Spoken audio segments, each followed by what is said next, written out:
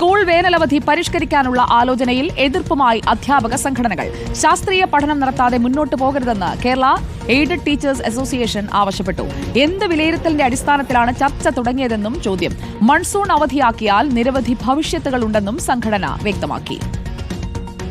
ബഹുമാനപ്പെട്ട വിദ്യാഭ്യാസ മന്ത്രിക്ക് ഇത്തരത്തിലുള്ളൊരു ആശയം ഉരുത്തിരിഞ്ഞു വരാൻ അടിസ്ഥാനപരമായ പഠനം ഏതാണ്? അത്തരത്തിലുള്ള പഠനം ഉണ്ടെങ്കിൽ തീർച്ചയായിട്ടും നമ്മളെയും അറിയിക്കേണ്ടതാണല്ലോ. ഇതിനൊരു ശാസ്ത്രീയ പഠനമില്ലാതെ ഇത്തരത്തിലുള്ള ചർച്ചകൾ പൊതുജന മധ്യത്തിൽ ഉണ്ടാകുമ്പോൾ സ്വാഭാവികമായിട്ടും ആശങ്ക വർദ്ധിക്കും. നമ്മുടെ പാറ്റേൺ മൊത്തം മാറുകയാണെന്ന് പറയുമ്പോൾ വിവിധ വശങ്ങളെക്കുറിച്ച്, അതിൻ്റെ നെഗറ്റീവ് സൈഡ് അല്ല ഞങ്ങൾ പറയുന്നത്, അതിൻ്റെ വിവിധ വശങ്ങളെക്കുറിച്ച് നമുക്ക് അവിടെ ശാസ്ത്രീയപരമായിട്ട് മനസ്സിലാക്കേണ്ടിയിട്ടുണ്ട്.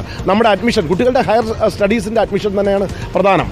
അപ്പോൾ അങ്ങനെയുള്ള കാര്യങ്ങളിലൊക്കെ തന്നെ പോകുമ്പോൾ അതിനൊരു ശാസ്ത്രീയ വീക്ഷണം വേണം. ഗോപാൽ ശീലാസനൽ നമുക്കൊപ്പം. ഗോപാൽ ശീലാസനൽ, ഒരു പൊതു ചർച്ചയ്ക്ക് ഒരു വിഷയം മുന്നോട്ടേക്ക് വെക്കുകയായിരുന്നു വിദ്യാഭ്യാസ മന്ത്രി. അതിൽ മഴക്കാലത്ത് കളക്ടർമാർ അവധി നൽകി കുറേ ദിവസങ്ങൾ, പഠന ദിവസങ്ങൾ പോവുകയാണ്. അവധി നൽകേണ്ട സാഹചര്യം മഴ മൂലം ഉണ്ടാകുന്നു. മാത്രമല്ല കുട്ടികൾക്ക് അസുഖങ്ങളൊക്കെ വരുന്ന മഴക്കാലമാണ്. അങ്ങനെയാണെങ്കിൽ മുന്നോട്ടാക്കിക്കൂടെ എന്ന് അദ്ദേഹം ഒരു ചോദ്യത്തിന് വേണ്ടി ചോദിക്കുകയാണ്. പക്ഷേ അധ്യാപക സംഘടനകളോട് ആലോചിച്ചില്ല എന്നതാണോ അവരുടെ ഇപ്പോഴത്തെ പരിഭവം? അങ്ങനെ വേണമെങ്കിൽ വ്യാഖ്യാനിക്കാം സുജയ. അതിൽ അവർ പറയുന്നത് സാധാരണഗതിയിൽ ഇത്തരം തീരുമാനങ്ങൾ ഉണ്ടാകുമ്പോൾ അവസാന ഘട്ടത്തിലാണ് പൊതുജനാഭിപ്രായം തേടുക. കാരണം ആദ്യം ഇങ്ങനെ ഒരു ആശയം വരുന്നു, പിന്നീട് അത് പഠന വിധേയമാക്കുന്നു, ഒരു കമ്മിറ്റി വെക്കുന്നു, അവർ പഠിക്കുന്നു, അത് റിപ്പോർട്ട് സർക്കാരിന് സമർപ്പിക്കുന്നു. ആ റിപ്പോർട്ട് സമർപ്പിച്ചതിന് ശേഷം ഏറ്റവും അവസാനമായിട്ടാണ് പൊതുജനാഭിപ്രായത്തിന് വേണ്ടി ഇത് സമർപ്പിക്കുക. എന്നാൽ ഇത് ആദ്യഘട്ടത്തിൽ തന്നെ ഇങ്ങനെ പൊതുജനാഭിപ്രായം തേടുന്നത് എന്ത് പഠനത്തിന്റെ അടിസ്ഥാനത്തിലാണ് എന്നതാണ് അധ്യാപക സംഘടനകൾ ചോദിക്കുന്നത്. അതോടൊപ്പം തന്നെ ഇത് പ്രാവർത്തികമാക്കിയാൽ നിരവധി ഭവിഷ്യത്തുകളുണ്ട് എന്നും ഇവർ ആരോപിക്കുന്നു. അതിൽ ഏറ്റവും പ്രധാനമായ അക്കാദമിക് കലണ്ടർ താളം തെറ്റും എന്നതാണ്. കാരണം ഇത്തരത്തിൽ ജൂൺ മാസത്തിലും ജൂലൈ മാസത്തിലും അവധി നൽകിക്കൊണ്ട് മുന്നോട്ട് പോയി കഴിഞ്ഞാൽ പരീക്ഷാ നടത്തിപ്പുകൾ ആകെ തന്നെ അവതാളത്തിലാകും. പല പരീക്ഷകളും കൃത്യസമയത്ത് പൂർത്തിയാക്കാൻ സാധിക്കുകയില്ല.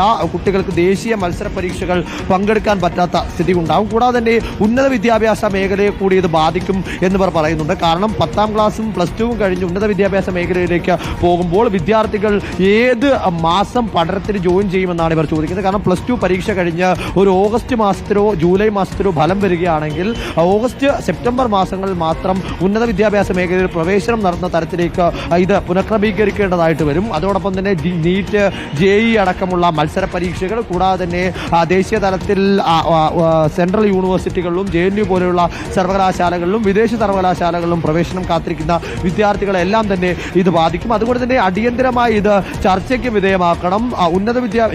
പൊതുവിദ്യാഭ്യാസ പ്രിൻസിപ്പൽ സെക്രട്ടറിയുടെ നേതൃത്വത്തിൽ ഒരു സമിതിയെ നിശ്ചയിച്ചുകൊണ്ട് വിശദമായ പഠനം നടത്തി ശാസ്ത്രീയമായി തന്നെ അത് മുന്നോട്ട് പോകേണ്ട രീതിയിൽ മുന്നോട്ട് പോകണം എന്നതാണ് ഇപ്പോൾ. എന്ത് വിലയിരുത്തലിന്റെ അടിസ്ഥാനത്തിലാണ് ചർച്ച എന്നതാണ് അവരുന്നയിക്കുന്ന ചോദ്യം. പരീക്ഷാ നടത്തിപ്പുകൾ, ഉപരി പഠനം, അതടക്കമുള്ള കാര്യങ്ങളും ചൂണ്ടിക്കാട്ടുന്നുണ്ട് അധ്യാപകർ.